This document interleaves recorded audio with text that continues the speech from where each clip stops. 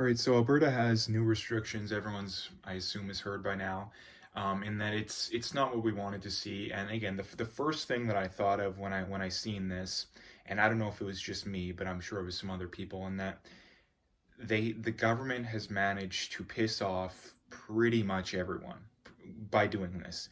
And I'm sure a lot of people understand what I'm talking about, but what I mean is that the people who don't want more restrictions, obviously they're pissing them off. And the people who wanted more restrictions, for them it's too little too late. So the first thing I wanted to get into in this whole situation, I'm going to try and keep it as clear and concise and to the point as possible because I could go on forever about this, and I wanted to just dedicate this video to just this issue. But the first thing I wanted to get into is that from a political point of view, this was a terrible move by the government. This is a terrible move by the government. Why is that? I think it's for many reasons. Number one, someone like me, I'm not even going to consider voting for them next time around. The only way that I would consider it, throw the caveat out there, is if after this 28 days or whatever it is, I mean, if it's more than a month, no chance, but if they get rid of the most restrictions. But what are the chances of that happening? It's incredibly unlikely. So again, not voting for them again. I would recommend that other people don't vote for them again. Now, why is that? Why is that? Because personally, and from a lot of people I know, there's been far too much suffering to justify these lockdowns. Right, far too much. We're not saving lives by doing this. This is the biggest lie of this whole situation. Is, oh, we're saving lives by doing this. No, we're not. We may be saving a handful of lives from people that would otherwise die of the virus, but the suicide, the depression, the amount of people that are going to die indirectly from other causes that they would have otherwise gotten figured out is going to surpass that by leaps and bounds.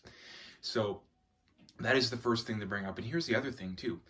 Coming out of this, again, I've been talking about this for months too, and this is another reason why nobody has any right to attack me over this. Again, I don't. If you're going to vote for them again, by all means, I wouldn't criticize for you. I wouldn't criticize you. I would a little bit, but at least I can understand where you're coming from. I've done more than 99.999% of people on this stuff. I've made almost 1,000 videos on this. I read tons of articles. Again, I do more than pretty much anyone. Aside from people that it's literally their job, I'm doing more than them. So again, I made my best efforts. It didn't work out. Gonna have to move on. Now, here's the other reason why this is bad politically. I mean, actually, there's two other reasons, but the other one is coming under this, the economy is going to be absolutely horrible. And what happens when the economy is absolutely horrible? Well, guess what? It makes people more likely to want to vote for the left-wing parties because, again, if you can get by without welfare and all these big government programs, then then people are going to be less likely to want the big government programs. But when the economy is absolutely horrible, there's more people that are reliant on said government programs to get by, meaning more people are going to want to vote for them. So again, if you are someone who supports the UCP, I don't care who you are, you should be against all this stuff because it's only going to hurt them. This is the thing I was reading through comments yesterday, trying to figure out where the room was at on this kind of stuff. And it was pretty much where I was thought. There was the too little too late, the just do something people. There's a pretty good amount of them. There was the people like me that it's the worst thing in the world. I mean, it's not the worst thing in the world, but it's a terrible move because it's not going to work. And then there's the people that, oh, it's tough but fair, and the people that are justifying it basically. And this is the thing I can't understand, is that if you care about not having the NDP in power in Alberta, you need to be against this stuff. You absolutely need to be. And again, the problem when it comes to this stuff is that too many people are just going to bend over and take this. And this is the other point too, is that the third reason, I guess, is it's not changing the minds of any of the NDP voters. The NDP voters, at least most of them, have been calling for lockdowns for months. In fact, if it was up to them, I don't even know if we ever would have came out of lockdown. Maybe for a month or two, maybe 3 at the most. But we would have been in lockdowns for at least a month ago, probably 2 months ago.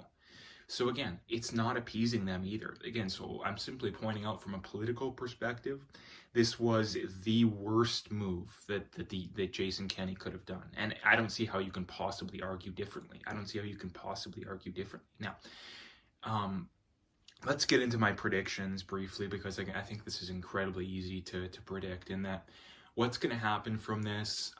If I had to guess, I think the cases might come down a little bit, but again, that's assuming that the testing stays the same, which may very well not happen. So assuming the testing stays the same, I would guess that the cases come down a little bit. Not anything significantly, though.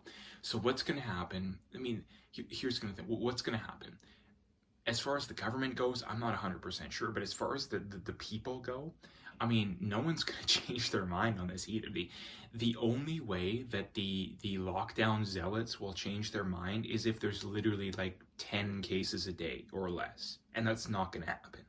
Even if we go down 100 times, we go down to, not 100, 10 times. Let's say we go down to like 200 cases a day, right? That would be, I think that would be far better than even the government thinks that it's going to be. They're still going to want lockdowns. Again, so they're not going to change their mind. This is, I would bet pretty much any amount of money that the lockdown zealots, the people that have been calling for lockdowns, I guarantee you 28 days from now, they will be calling for more lockdowns. And here's what they'll be saying. It'll be, oh, people weren't following the rules enough. People still got together for Christmas. It's never enough with these people. And this is why I can't stand these people, is that they're, no matter what happens, their position's the same. It doesn't change, right? And again, they would say the same thing for us, but the difference being is that we actually have the evidence on our side, in that, number one, we tried the lockdowns, we tried the mask mandates, they don't work. They clearly don't work. Their justification for it is, oh, Australia, right? Australia, even though when Australia locked down, they had fractions of the cases we had.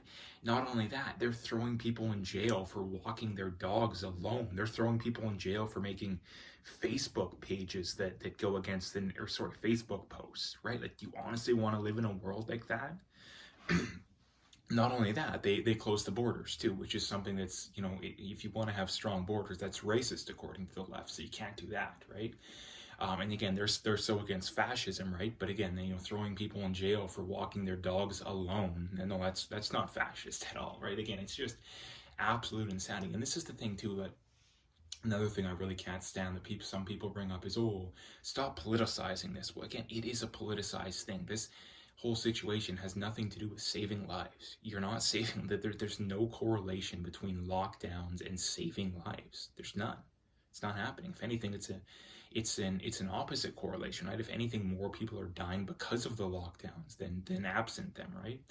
So again, that's what I think is going to happen. What I think is going to happen is the cases will stay pretty much the same. If I had to guess, I think that they will go down slightly, but I don't think it's gonna matter, because if the cases go up, well, then we're gonna get locked down even more. If they go down a little bit, we're gonna stay locked down. The only way we come out of lockdown is if the cases go way down, at least if you ask me. Now again, the other aspect I wanted to bring up too, when it comes to the Kenney government too, is that he put out, when they implemented those restrictions, like, what was it, almost 2 weeks ago now, the whole guise was, oh, we got to defend small businesses, right? We got to defend people's rights.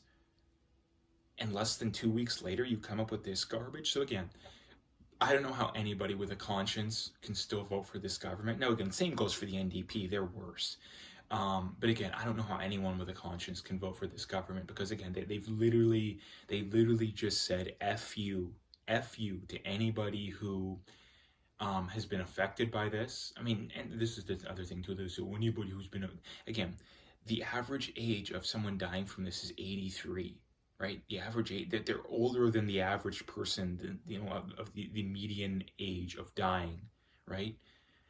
If we are saving lives by doing this, we're saving the lives of people who are already, on average, past the average life expectancy, meaning they're going to be dying very soon anyway. It is not fair, and it makes no sense whatsoever to destroy the lives of people who have their entire life ahead of them to save the lives of people who are going to die very soon anyway, right? I've been over this a million times. Not, what is it, 97% of people dying of this are in nursing homes. Of the rest of them, 3/4 of them have multiple comorbidities. Any restriction that is imposed on government that is designed to, restrict everyday people's, lives doesn't make any sense. It does not matter what it is. If it is designed to restrict the lives of people that aren't senior citizens, and not just senior citizens too, because if you're in your 60s or early 70s, unless you have serious health conditions, you're still not at that much of a risk, right? Like, this is something that literally almost exclusively affects very old people and very unhealthy people, right? And there's nothing stopping the government from imposing restrictions on them. And this is the whole idea that they're saying, well, we got to save lives. So if you want to save lives, shelter the people that are at risk, right? That there's no scientific basis whatsoever.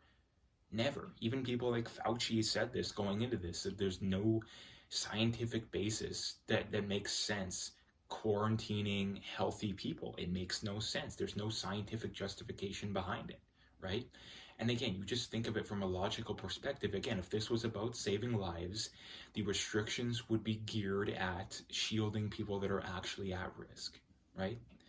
And again, the last thing I think another thing that I got to bring up too is the whole, the hospitals are going to be overwhelmed too. Like, this is the thing that really astounds me, is that at what point do people stop letting them cry wolf on this? They've been crying wolf for, 8-9 months now. At no point have the hospitals been overwhelmed. In no country have the hospitals been overwhelmed. Now, there was some individual hospitals that are up at 100% capacity, but that is normal. Anyone who knows anything about hospitals would tell you that. A hospital running at 100%, even slightly above 100% capacity, happens all the time, right? It happens all the time.